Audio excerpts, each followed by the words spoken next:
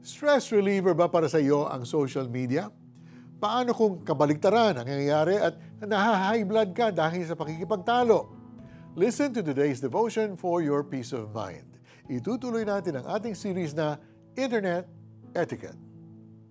Let it grow or let it go. Hindi dapat yan ang pinagtutuunan ng pansin ng gobyerno.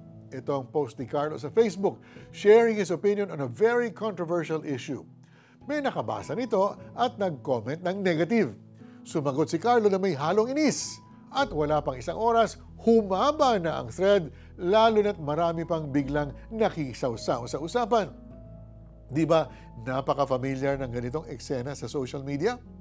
For so many people, social media is a stress reliever. Pero marami namang tao ang para bang nabubuhayan ng dugo kapag may disagreements. Sa totoo lang, malaya naman tayo mag-disagree. But how do we express our disagreement? How do we respond to those who disagree with us? Ang social media ay may kakayanang palakihin at pasamain ang takbo ng disagreements. Kaya ang paalala ng Bible sa mga Kawikaan 17 verse 14, huwag nang palalain pa ang gulo. Para daw itong butas ng dike na lumalaki ng lumalaki dahil sa malakas na puwersa ng tubig. When this happens with how we relate with people online, the damage can be very hurtful.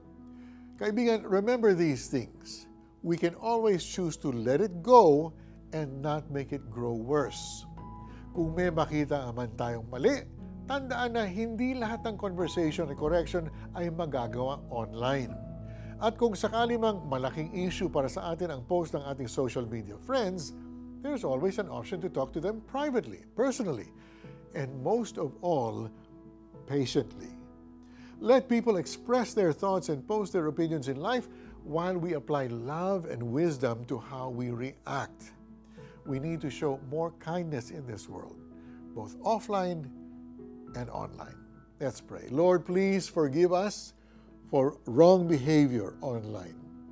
Bigyan ninyo po kami ng wisdom sa aming pakikipagkapwa sa social media nang maging blessing kami kahit sa internet. In Jesus' name we pray. Amen.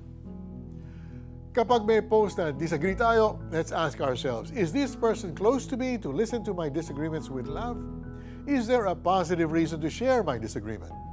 Can we have this conversation in private or in person? More importantly, what does God want me to say?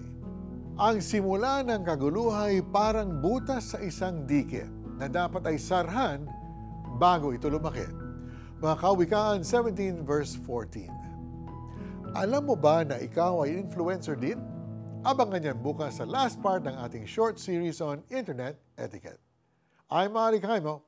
We'll see you next time. God bless you.